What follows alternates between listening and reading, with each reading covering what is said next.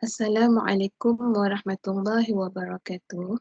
Kepada Dr. Mara, pensyarah bagi kursus EPPA 4143, Analisa Pelaporan Kewangan. Pada hari ini, saya akan membentangkan berkaitan dengan topik pembentangan yang kedua iaitu MDA ataupun dikenali sebagai Management and Discussion Analysis bagi syarikat Top Glove. Sebelum itu, ingin saya memperkenalkan diri saya. Saya adalah Siti Zuraida, yang mana adik kumpulan saya terdiri daripada saudara Ahmad Zahid, saudari An-Nur Azlin dan saudari Zuraya. Apa itu MDA? MDA merupakan bahagian laporan tahunan atau pemfailan suku tahunan syarikat awam. MDA memberikan gambaran keseluruhan tentang prestasi syarikat dalam tempoh sebelumnya, keadaan kewangan semasa dan unjuran pengurusan masa hadapan. Kelebihannya adalah ia membantu bakal pelabur memahami asas kewangan syarikat dan pemikiran kepercayaan dan prestasi pengurusan syarikat. MDA yang bagus perlu mempunyai kriteria-kriteria seperti berikut, iaitu Commentary on Financial Statement, Commentary on Research and Development, Commentary on Economic, Environment and Social ataupun EES, Commentary on Action Company has planned or has taken to address any challenges the company is facing, dan last sekali adalah Discussion on Upcoming Year by outlining future goals or approach to a new project. Commentary on Financial Statement. Berdasarkan laporan kewangan yang disediakan oleh Top Glove, kita dapat lihat bagi tahun kewangan 2020, Top Glove mencapai rekod baru dalam pendapatan jualannya iaitu sebanyak 7.24 bilion, di mana ianya meningkat sebanyak 51% dari tahun kewangan 2019. Sementara itu, keuntungan selepas cukai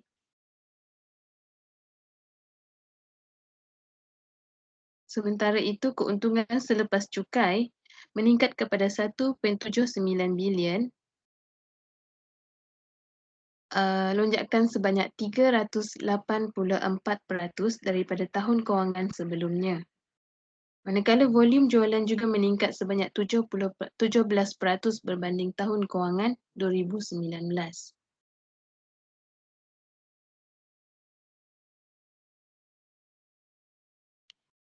Bagi prestasi keuntungan yang tinggi menyumbang aliran tunai sebanyak 3.46 bilion yang membolehkan syarikat Top Glove menyelesaikan pinjamannya secara keseluruhan yang berjumlah sebanyak 654 juta.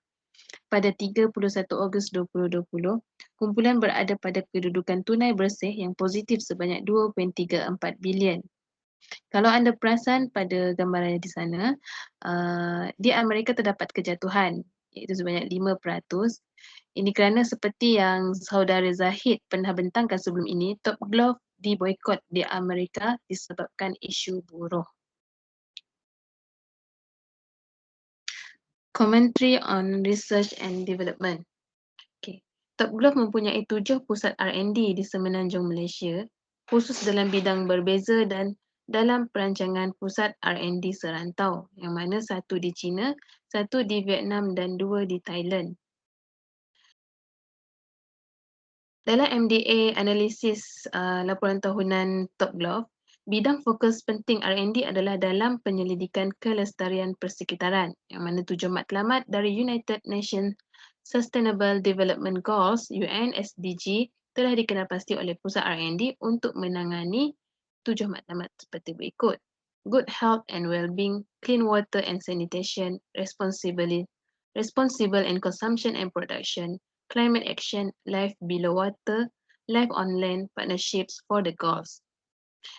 Top Glove melancarkan Reclaim Rubber Plant sebagai inisiatif syarikat bagi mengurangkan sisa pembuatan. Ianya bertujuan untuk menghapuskan pembuatan sarung tangan nitril yang terkoyak ke tapak pelupusan sampah.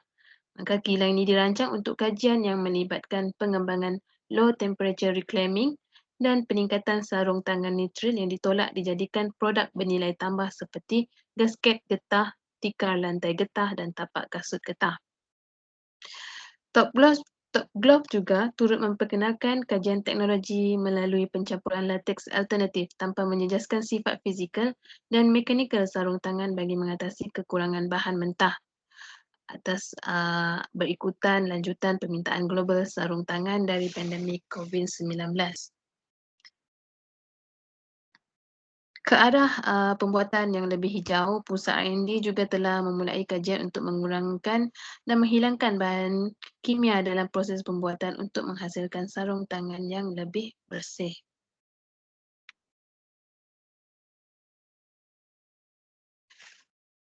Untuk Commentary of EES ataupun Economic Environment Social, Top Glove tidak mempunyai perbincangan terperinci berkenaan dengannya walau bagaimanapun. Top Glove dapat dilihat membantu pengguna laporan tahunan untuk memahami EES dengan secara langsung, membaca ke halaman yang menerangkan berkenaan dengan EES tersebut.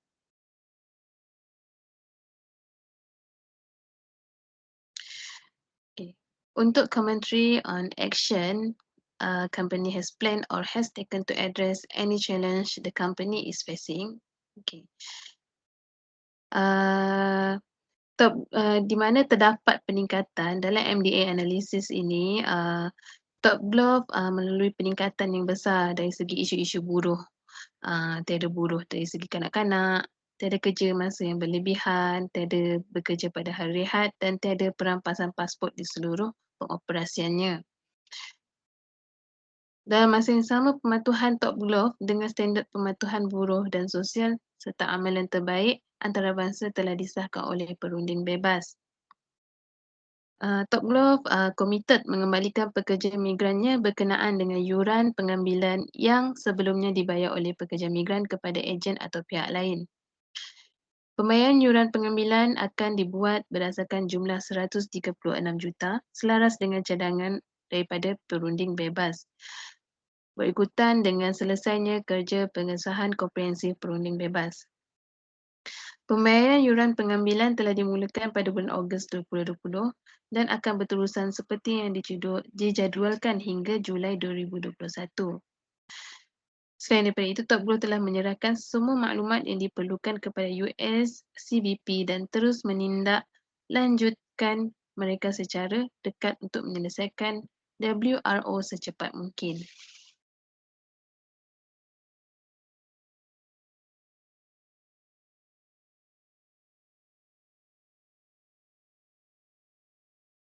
Discussion on upcoming year by outlining future goals or approach to new project.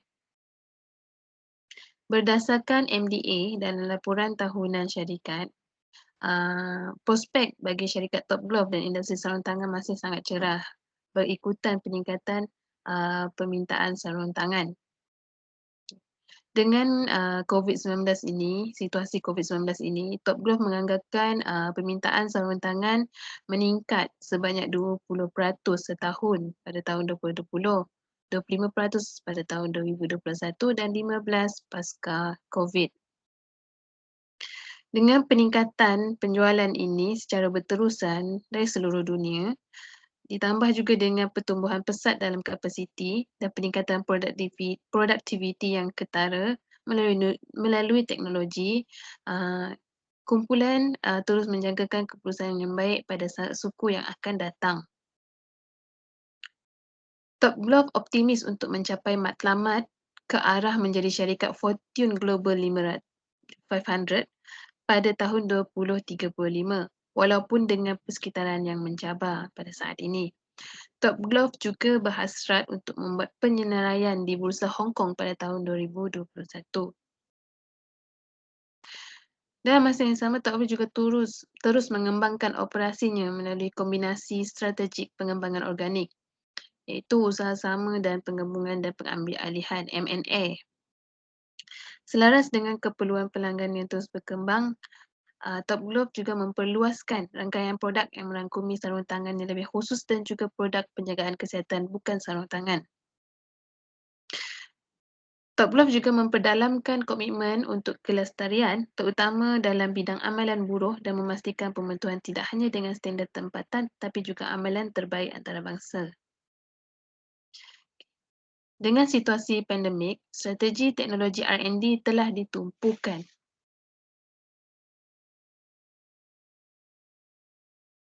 Ini, okey, untuk pengembangan industri 4.0 Top Glove. Okey. Dengan situasi pandemik, strategi teknologi R&D telah ditumpukan kembali yang mana untuk meningkatkan efisiensi ataupun kecekapan dalam pengeluaran. Sarung tangan menjadi barang keperluan bagi industri penjagaan kesihatan pada masa sekarang. Top Glove telah mengembangkan sistem kecerdasan buatan AI untuk meningkatkan keupayaan dari segi pemeriksaan sarung tangan secara visual dan peningkatan analisis data besar untuk membuat gelong maklum balas peningkatan kualiti berterusan.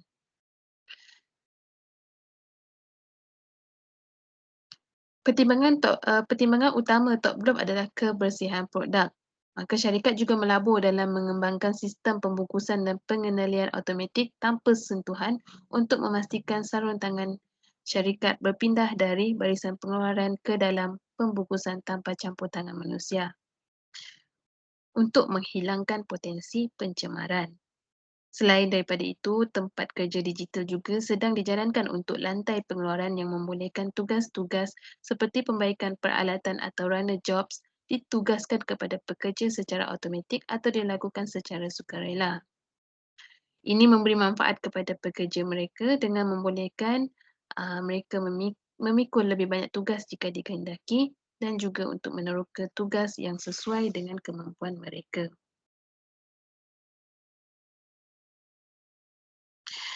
Berdasarkan MDA dan laporan tahunan syarikat Top Glove, kesemua ciri-ciri yang perlu ada dalam MDA telah ditunjukkan oleh Top Glove dalam laporan tahunan tersebut. Secara kesimpulannya, Top Glove mempunyai MDA yang bagus yang mana boleh menunjukkan prestasi kecemerlangan syarikat tersebut. Itu sahaja pembentangan kedua daripada kumpulan kami. Sekian, terima kasih.